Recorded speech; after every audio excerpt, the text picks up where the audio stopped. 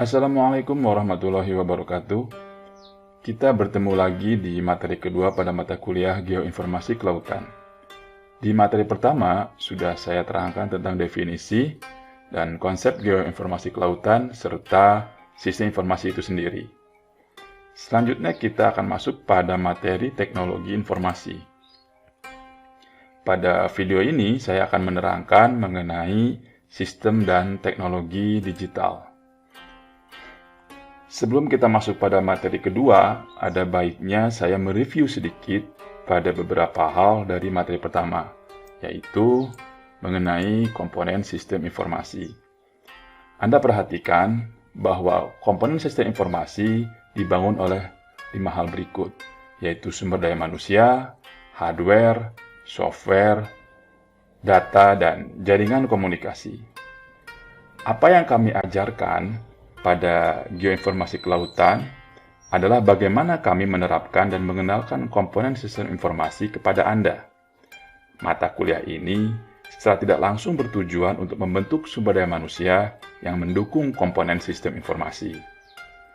Lalu, melalui praktikum pada mata kuliah ini, Anda akan dikenalkan pada salah satu metode dan software yang mendukung pengolahan data untuk sistem informasi geografis, yaitu software ArcGIS dan atau juga software QGIS.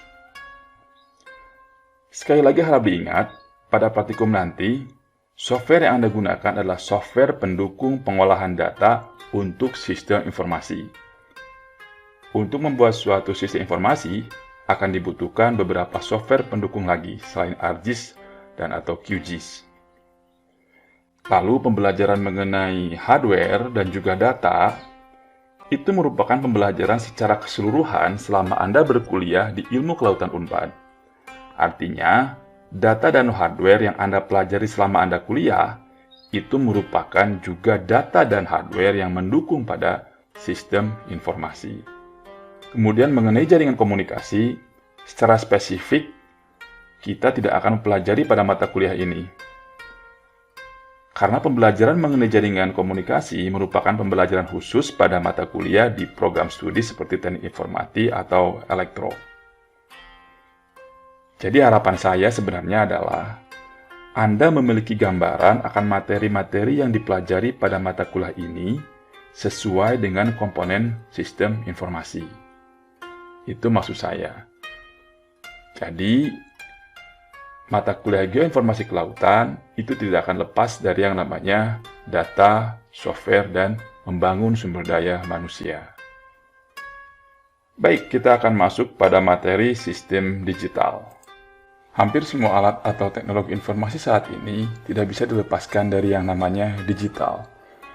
Maka dari itu, video mata kuliah ini akan sedikit menerangkan mengenai teknologi, khususnya teknologi digital. Kita tahu bahwa sistem informasi itu harus didukung oleh teknologi.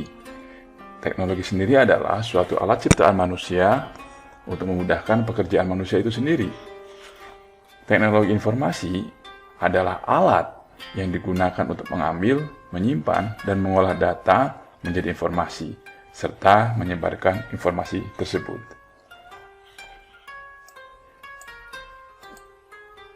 Teknologi informasi atau biasa disebut dengan TI saat ini merupakan pengembangan teknologi analog menjadi digital. Anda lihat gambar-gambar ini merupakan perangkat komunikasi teknologi analog. Ini digunakan pada zaman dulu, di era sekitar awal muasal ditemukannya radio, telepon, dan ataupun televisi. Nah, apa itu analog? Di sini akan saya terangkan. Analog mengacu kepada sinyal data dalam bentuk gelombang sinusoidal yang kontinu. Sebagaimana gelombang, maka sinyal analog memiliki amplitudo dan frekuensi.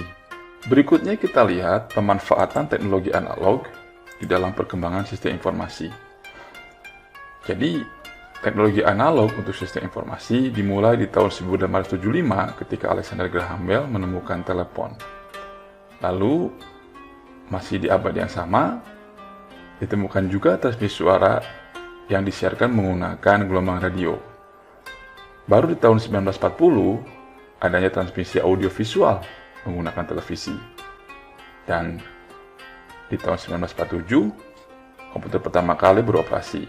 Nah, semenjak itu, ditemukannya juga komputer elektrik yang menerapkan sistem aljabar Boolean. Ada satu hal yang harus Anda ingat. Jadi, cara di dalam berkomunikasi atau menyampaikan informasi adalah melalui transfer energi dengan perantara sinyal atau gelombang. Secara fundamental, manusia memanfaatkan energi untuk berkomunikasi dan mengartikannya menjadi sebuah informasi. Sebagai contoh, saya berbicara secara langsung dengan Anda, berarti di situ ada energi bunyi yang ditangkap oleh indera pendengaran Anda. Anda melihat lampu lalu lintas berwarna merah, yang secara informasi berarti Anda harus berhenti, maka di situ ada peran energi cahaya dalam berkomunikasi secara tidak langsung. Ataupun Anda menyaksikan televisi dan mendengarkan radio, di situ pun ada energi bunyi dan cahaya melalui perantara gelombang.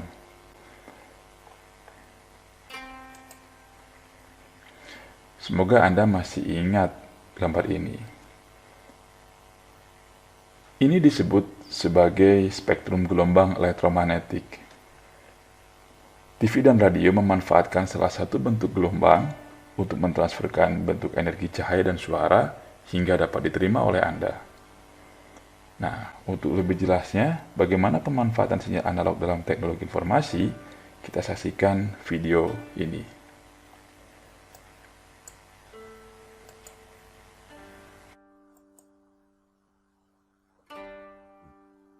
In this section, we will talk about analog signals.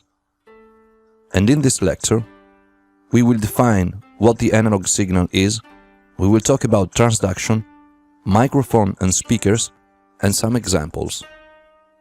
So, what is the analog signal? An analog representation of a signal is a representation that works by analogy. In other words, it tries to imitate.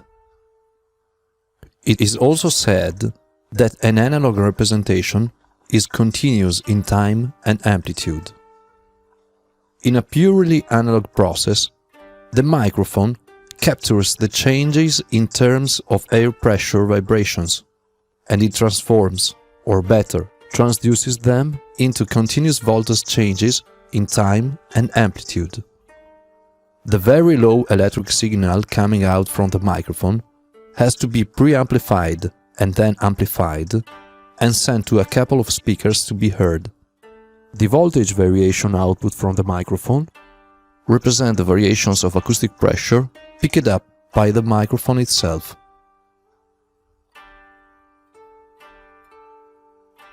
Selanjutnya kita akan melihat perbedaan antara analog dan digital. Ada beberapa hal yang membedakan antara analog dan digital. Anda bisa baca saja semuanya. Nah, saya akan membahas sedikit saja. Pertama, yang membedakan antara analog dan digital, bahwa analog adalah gelombang yang kontinu dan membawa informasi dengan mengubah karakteristik gelombang melalui amplitudo dan frekuensi. Sedangkan sinyal digital, ia mengalami perubahan yang tiba-tiba dan hanya memiliki dua keadaan, yaitu 0 dan 1, 0 dan 1. Nah, kemudian yang paling penting di sini, gelombang analog itu berbentuk gelombang sinusoidal dengan 3 variabel dasar yang sudah disebutkan tadi, yaitu amplitudo, frekuensi, dan fase. Sedangkan gelombang digital dihasilkan dengan bentuk diskrit, yaitu terputus-putus. Nah, ini adalah contoh penerapannya. Kalau analog itu biasa dalam kehidupan sehari-hari untuk telepon dan telegram, sedangkan digital biasanya digunakan untuk perangkat komputer ataupun laptop. Ya, kita masuk sekarang ke definisi digital. Nah, apa itu digital? Jadi digital merupakan istilah pada penggambaran suatu keadaan bilangan yang terdiri dari angka 0 dan 1, atau off dan on. Ini biasa disebut sebagai bilangan biner. Dapat disebut juga dengan istilah bit atau binary digit. Kata kuncinya adalah bilangan yang terdiri dari angka 0 dan 1, ya, yang biasa disebut sebagai bilangan biner. Maksudnya apa, Pak? Oke, kita lihat penjelasannya di depan. Nah, dari beberapa video yang Anda saksikan, inti perbedaan dari analog dan digital itu adalah bentuk dari sinyalnya, ya kan? Ini sinusoidal, dia patah-patah. Nah, sebenarnya ini inti dari perbedaan daripada sinyal analog atau sinyal digital. Adapun kesamaannya, yaitu kedua sinyal ini sama-sama dapat mengirimkan atau mentransferkan data. Jadi baik sinyal analog, sinyal digital, ya mereka bisa mengirimkan data suara, data cahaya, dan data-data yang lainnya. Maksudnya data elektrik ya di sini. Nah, untuk lebih jelasnya mengenai teknologi digital atau bagaimana teknologi saat ini dalam merespon data digital, ini kita perhatikan ke dalam gambar berikut ini. Pada gambar ini ada dua teknologi untuk menyimpan suara, yaitu kaset yang mewakili teknologi analog dan compact disc yang mewakili teknologi digital. Pada video 9, ya telah diilustrasikan bagaimana sinyal analog mentransferkan data dalam bentuk suara. Harus Anda ingat bahwa dalam sinyal analog yang menjadi parameter utama adalah amplitudo dan frekuensi. Ya, sekali lagi, yang menjadi parameter utama adalah amplitudo dan frekuensi. Dan di video 9 juga telah dijelaskan bagaimana vibrasi suara atau energi bunyi dirubah bentuknya menjadi sinyal elektrik yang memiliki amplitudo dan frekuensi tersebut. Pada sinyal elektrik, perubahan amplitudo dapat sebanding dengan perubahan voltase. Ya, Anda perhatikan ini adalah amplitudo voltase. Nah, pada perangkat analog, range perubahan amplitudo ini dibaca dan direkam apa adanya, sesuai dengan besaran atau nilai amplitudonya itu sendiri. Semakin besar range amplitudonya, maka perangkat pencatat atau perekam analog harus dapat mencapai range tersebut. Anda bayangkan pada kasus ini, jika perangkat perekamnya hanya memiliki kemampuan mencatat range amplitudo sampai dengan 23, maka nilai di atas 23 tidak akan terekam dengan baik. Artinya bunyi dengan amplitudo di atas 23 akan tetap dibaca 23. Oke, bisa Anda pahami? Untuk memudahkan pemahaman ilustrasi ini, Anda perhatikan sebuah voltmeter analog. Ini voltmeter analog. Nah, voltmeter analog itu menggunakan jarum sebagai penunjuk skala pengukurannya.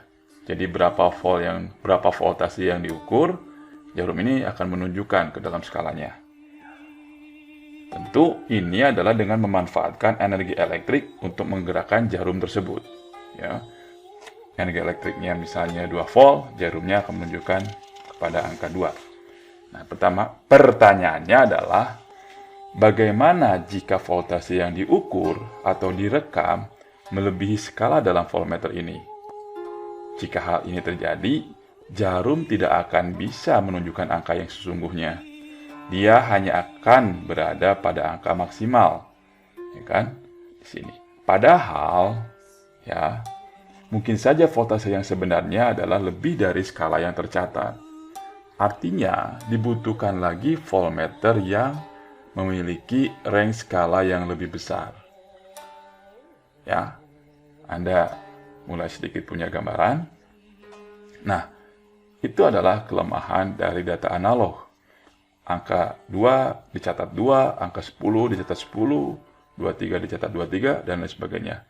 Bagaimana jika perangkat analognya memang tidak bisa mengukur pada range data yang diberikan? Kan?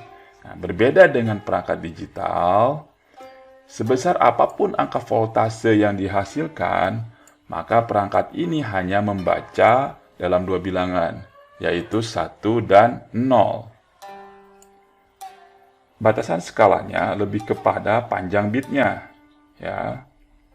Pada contoh ini, panjang bitnya adalah sebesar 5 bit. 1, 2, 3, 4, 5. Mau itu 19, mau itu 6, mau itu 23, Panjang skala bitnya adalah 5 bit. Anda mengenal istilah komputer 32 bit atau 64 bit? Nah, coba Anda pahami maknanya apa. Jadi sekali lagi, jika amplitudo voltase dari suara adalah sebesar 19 pada suatu waktu tertentu, maka nilai 19 tersebut dibaca oleh teknologi digital sebagai bilangan biner 10011, ya, yang dapat juga diartikan sebagai sinyal berbentuk patah-patah ini. Nah, ini adalah contoh bagaimana energi bunyi dibaca dan diinterpretasi oleh teknologi analog dan teknologi digital. Perangkat digital dan juga komputer tentunya menggunakan bilangan biner dan sistem bit sebagai dasar dalam pengoperasiannya. Nah, data biner itu, data biner dikelola, maksudnya dikonversi, dihasilkan, disebarkan, atau disimpan oleh hampir semua perangkat teknologi informasi, seperti oleh komputer, smartphone, dan lain-lain. Jadi, hampir semua teknologi informasi saat ini memanfaatkan data biner.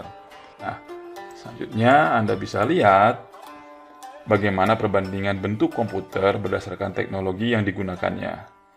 Sebelum ada teknologi digital, komputer sangat tidak praktis, bukan? Ini teknologi mekanik, ini analog, dan ini adalah teknologi digital yang biasa Anda gunakan saat ini. Nah, kembali lagi ya, jadi dasar dari digital adalah bilangan biner 1 dan 0. Dan ini merupakan bahasa yang digunakan oleh komputer atau perangkat digital lainnya untuk bekerja menerima perintah dari manusia.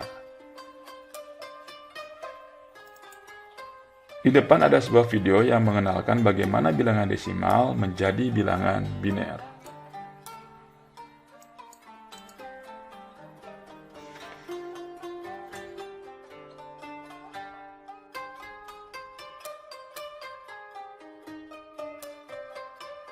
Welcome to this presentation about the language of computers.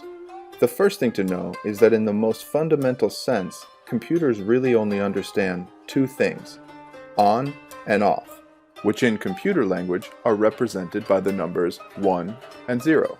This language, made up of just ones and zeros, is called binary.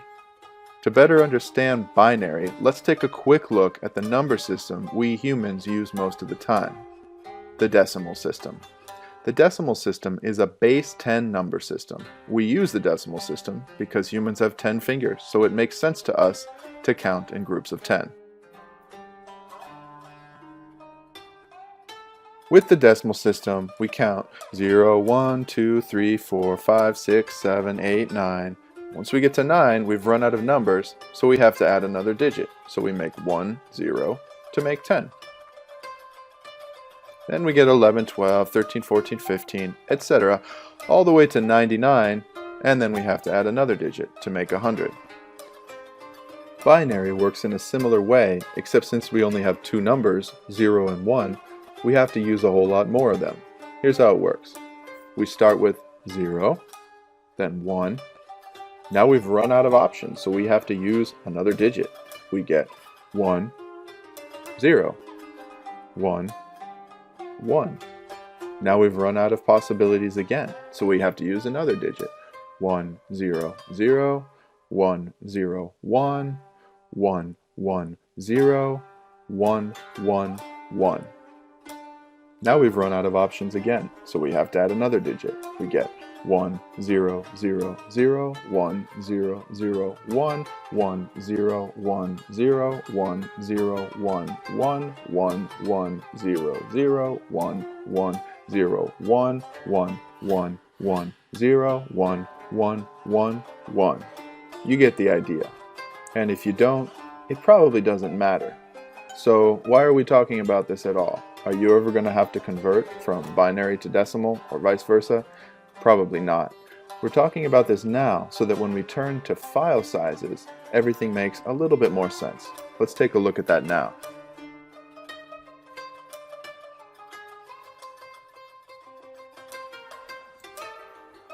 Ya, Untuk lebih jelasnya bagaimana konversi bilangan desimal menjadi bilangan biner dan bagaimana cara perhitungannya tidak akan dijelaskan pada mata kuliah ini.